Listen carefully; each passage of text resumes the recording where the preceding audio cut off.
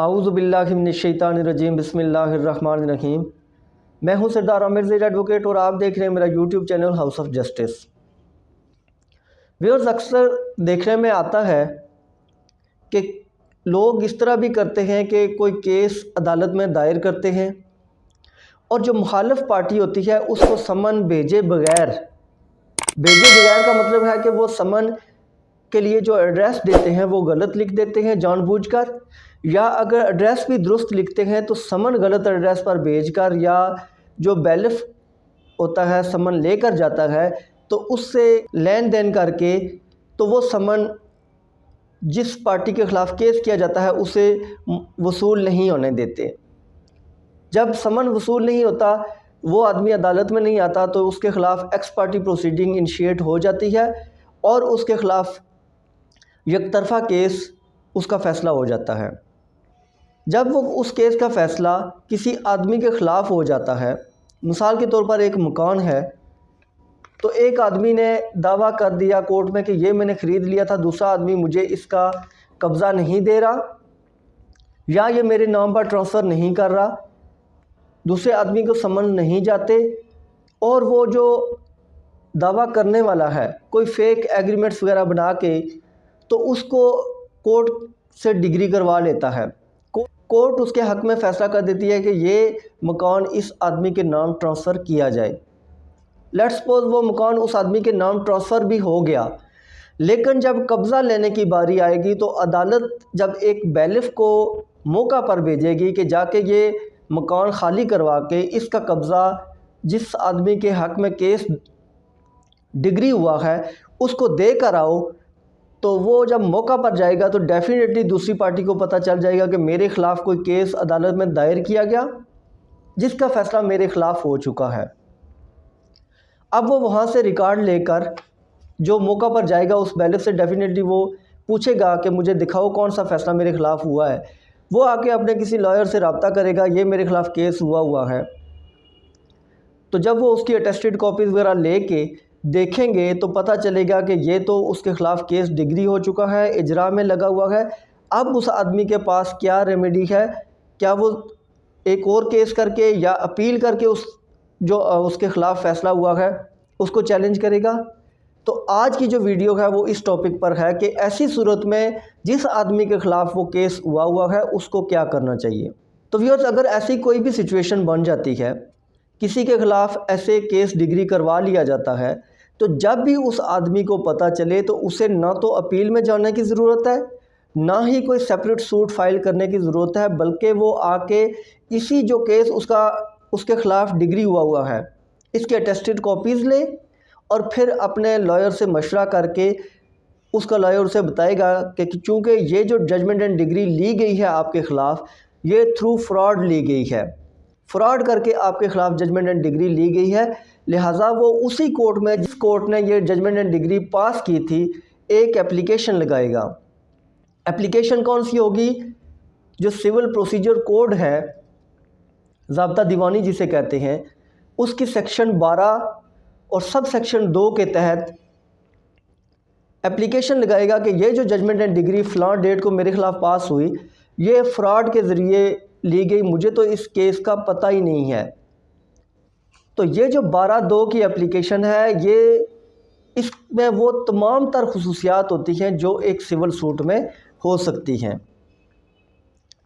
इसी 12(2) की एप्लीकेशन के साथ आप एक एप्लीकेशन और फाइल करेंगे कि ये जो जजमेंट एंड डिग्री पास हो चुकी है तो इसको सेट असाइड किया जाए, इसको आर्जी तौर पर मुअत्तल किया जाए, सस्पेंड किया जाए जब तक कि ये 12(2) डिसाइड नहीं होती, ताकि चूँकि उसकी एग्जीक्यूशन आगे लग जाएगी। हो सकता है मेरा मकान है उसकी हद तक ये केस डिग्री हो चुका है, तो अगर मैं अभी 12(2) लगा के इसको चलाता रहूँगा तो तब तक तो ये मेरा मकान का कब्ज़ा भी ले लेंगे।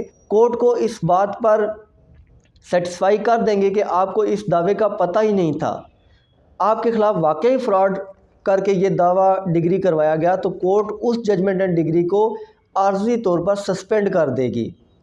सस्पेंड करने के बाद जो 12(2) की एप्लीकेशन आपने लगाई है, वैसे तो कोई भी एप्लीकेशन ऐसी नहीं होती कि जिस पर कोई इश्यूज़ वगैरह फ्रेम हों, लेकिन ये 12(2) एक प्रॉपर जो दावा है उसका मुतबादिल है, लिहाजा इसको भी बिल्कुल दावे की तरह ही चलाया जाएगा। इसमें एक दावे की तमाम तर खुसूसियात मौजूद होती हैं। जैसे दावा दायर करते हैं तो फिर उसका जवाब दावा आता है, फिर इश्यूज़ फ्रेम होते हैं। सेम इसी तरीके से यहाँ जो एप्लीकेशन 12(2) है, इसका जवाब जब आएगा तो फिर इश्यूज़ फ्रेम होंगे।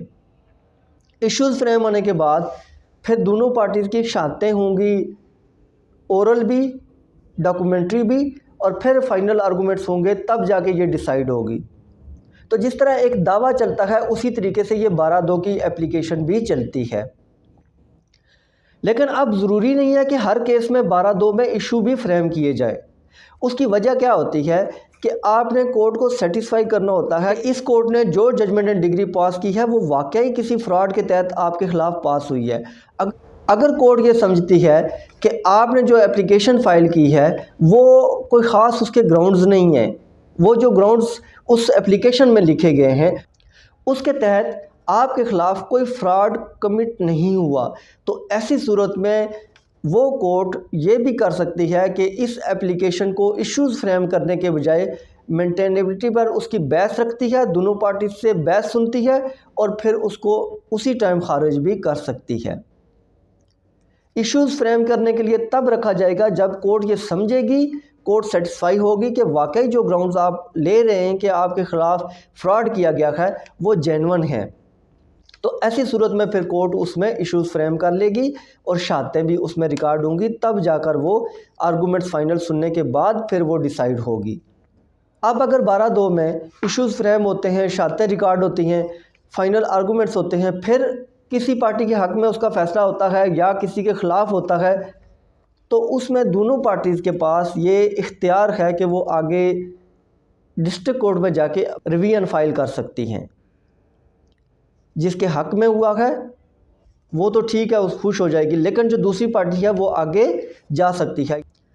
इसमें एक बड़ी लैंडमार्क जजमेंट है सुप्रीम कोर्ट की 2015 SCMR 615। इस जजमेंट में ये नरेट किया गया है कि किसी भी ऐसे फ्रॉड की सूरत में आपको सेपरेट दावा दायर करने की ज़रूरत नहीं है। आप इसी दावे में जो आपके ख़िलाफ़ एक्स पार्टी थ्रू फ्रॉड उसकी जजमेंट एंड डिग्री करवा ली गई, तो आप 12(2) फाइल कर दें और इस 12(2) में तमाम सिविल सूट की खुसूसियात मौजूद होंगी और इसको उसी तरीके से डील किया जाएगा। तो ये जो जजमेंट है सुप्रीम कोर्ट की, ये बड़ी लैंडमार्क जजमेंट है इस 12(2) के हवाले से। इसके अलावा एक और जजमेंट है कि आपने फ़्रॉड को कैसे साबित करना है। 2012 CLC 1846 ये जजमेंट है कि अगर आप समझते हैं कि आपके ख़िलाफ़ फ्रॉड किया गया है, आपने 12(2) फाइल कर दी है, तो ऐसी सूरत में फिर आप उस फ्रॉड को कैसे साबित करेंगे, उसके लिए आप ये जजमेंट देख सकते हैं। तो व्यूअर्स, ये थी आज की वीडियो। उम्मीद है वीडियो पसंद आएगी। अगर वीडियो पसंद आई तो चैनल को सब्सक्राइब करना ना भूलिएगा। इसी के साथ इजाज़त चाहता हूँ, अपनी दुआओं में याद रखिएगा। फ़ी अमानिल्लाह।